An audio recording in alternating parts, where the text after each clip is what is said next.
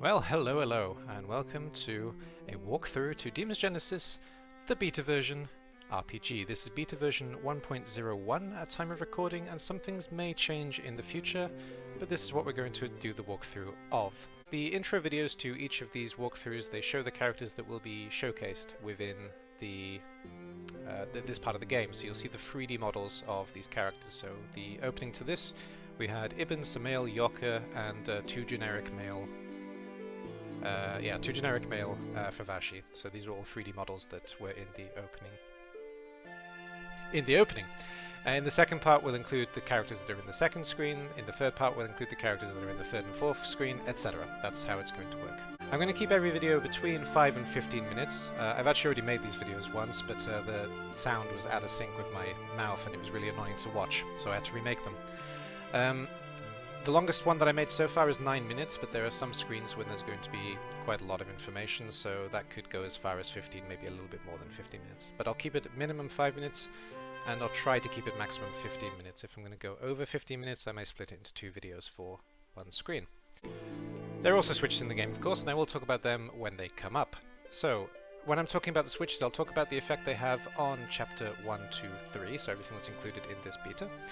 And also I'll tell you about how important they are in the game going forward with a quantifier. So this could range from, they're not very important, but, and it could range all the way up to, this is going to be the most important thing that's ever happened to you. You're no longer going to think that 42 is the answer to everything, you're not going to drink coffee or eat chocolate anymore, and you're going to like pineapple on pizza. Especially you, Dan. That's probably not your name, but it's worth it to, mess with all the Dans out there.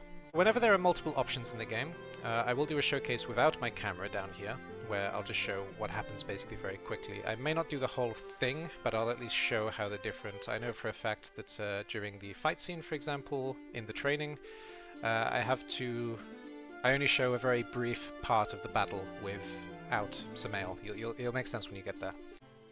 Alright, so let's get started. I'm not going to read everything again, because I don't think that makes a lot of sense. I did that in the canonic Let's Play of the game. But I am going to let the dialogue play through to an extent where you can kind of read it and kind of not at some point. When it's a very long dialogue, I'll skip it pretty quickly. When it's a short dialogue, I'll let it play through a bit. Or if I'm actually talking about the dialogue, of course, I'll let it play through. So the multiple options, generally speaking, I'll let it play through at a speed at which you can read. One thing to mention early on is that I keep it really subtle in the game, and I keep it pretty subtle in the book as well, but Eben is suffering with loss, and you get that from the first line. So I'll just go through that quickly. It's kind of a spoiler and kind of not, but Evelyn Hart is Eben's wife, and Evelyn Hart has just passed away. That's how the story starts. And we have Yorka. So you can notice here that Yorka is in armor, like you can see, and Ibn is in normal clothes. And he will stay in normal clothes actually until you change and you put the armor on, which I'll show in a moment. And as this is going, you can pause it if you want to read it at the same time. You can interact with everything on this screen in Ibn's office, and most of the time you can interact with things that you can see, basically. It's not always the case, but often if something exists on the screen, there is an interaction with it. And if there's not, I usually add it later on, because I don't have any kind of indicator that tells you that you can interact with something, and the idea is that basically I hope that you just try things and see what works and what doesn't. It's kind of a retro design in that way. I've had people point out that they probably should have the cursor, but it was a conscious design choice, and I don't think it's going to change.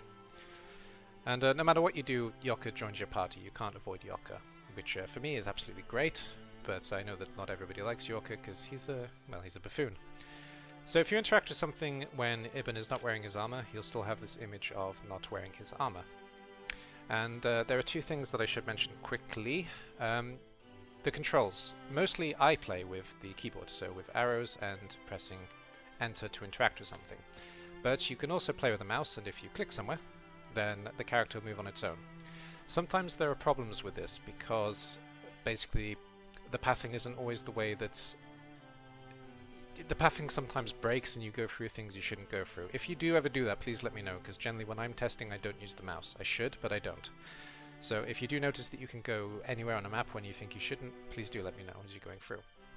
If you try to leave the room without getting dressed, because Yorka asked you if you could because Yoka asked you if you wanted help getting dressed.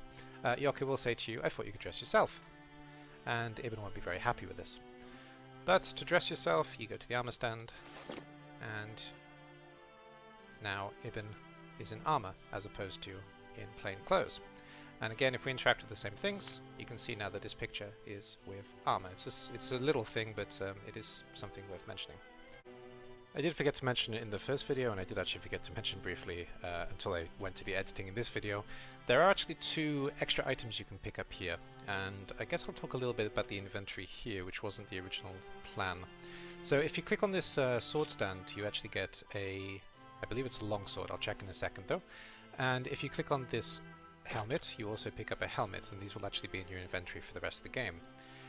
So I'll talk about the inventory quickly here. I was going to talk about it in a later chapter, but I may as well now that I've mentioned it.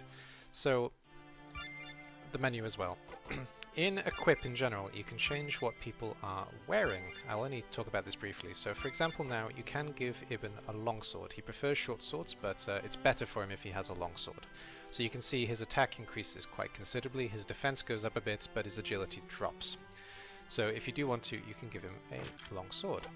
And you don't get to pick up a shield here, but you do get to pick up an extra helmet and a pair of clothing and some extra things basically by clicking around the map. And you can basically change equipment. The same with Yoka, because Yoka currently has a bow, which is canonic, but you can change it to a sword if you want to. I personally don't, so I'll stick with the bow. But you can see that again there are some slight changes. There's less attack with a bow, with a sword, sorry, but there's more speed. And the other difference is Yoka actually learns a skill at level 3, which is dual attack, and you need a sword in order to dual attack. So, a standard weapon for any warrior. Be aware of the pointy end. There we go. So, the first switch is actually a relatively small one. It's when you interact with this spear stand. You can't see my cursor, I keep forgetting. But when you interact with the spear stand, you'll go through a short dialogue, and then you'll have the option Never Mind and Gently Explain. If you choose Never Mind, nothing will happen, really. Just Ibn will tell Yoka it's not important and nothing will change. If you choose Gently Explain, there'll be a little bit more back and forth with Ibn, Yoka, and Samael if you talk to Samael. Of course, Samael is actually optional. You don't have to talk to him. But if you do talk to him, you know, you're going to get a slightly different dialogue choice. A dialogue tree, basically, talking to him. That's the only thing that this changes. It's really not important. But I will showcase the two difference. But I will showcase the two different paths quickly in a moment without my face.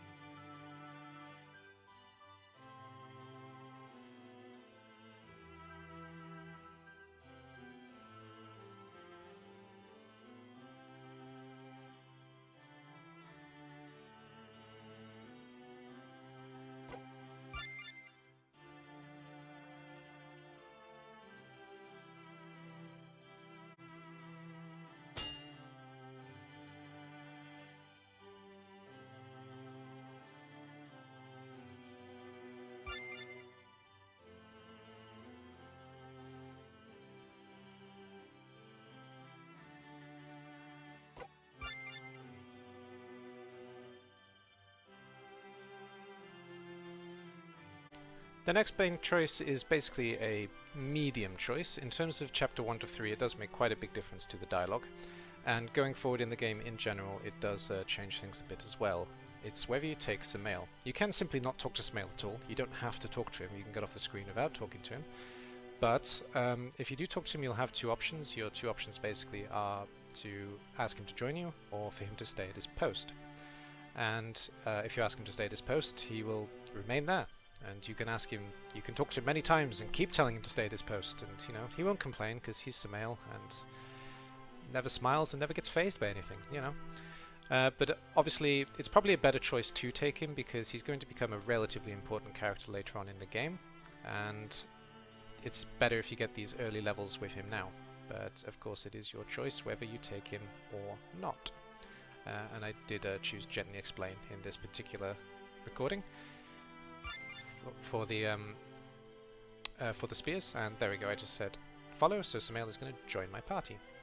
Canonically in the story, Samael is not part of the first story, part of the story, and Aiden doesn't actually meet Samael until some way through chapter 2, and the reader of the book doesn't read Samael until chapter 2.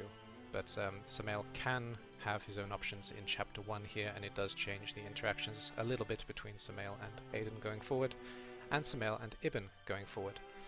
And Samael and Yoko a little bit going forward as well, because of all of the history that is included in the game here. The last little option here is a pretty short one. This side of the map, you can click on both sides of the map, but this particular side of the map gives you the option to look at the map. Of course, if you say no, nothing happens, just closes and you walk away. But if you say yes, you can actually see the functioning map of Akuro. And I did go through this in the walkthrough and I realized that the cursor wasn't working, but you can see every city here and you can follow what Ibn says about it to find out where everything is. So I'll just let that run through. And then basically that's it. You can interact with everything, like I said. Everything is interactable, so if I just click on this, for example, including these two guards. The only things that aren't interactable is this statue and this statue. Everything else is fine. And every time on a map when you see these little footsteps, this means that you can move to another map using this square, which we're going to do in a little bit, but this is actually the end of Ibn's office, so I'm going to end it here. Thank you very much for watching, and I hope this has been helpful to you. If you do get stuck in Ibn's office, not very likely, but hopefully I gave you a little bit more information that maybe you weren't aware of. If anything was helpful, or if you want any further questions, please leave them in the comments below, and I'll respond as quickly as possible. But for now, I'll leave it here. Thank you very much for watching. Bye bye for now.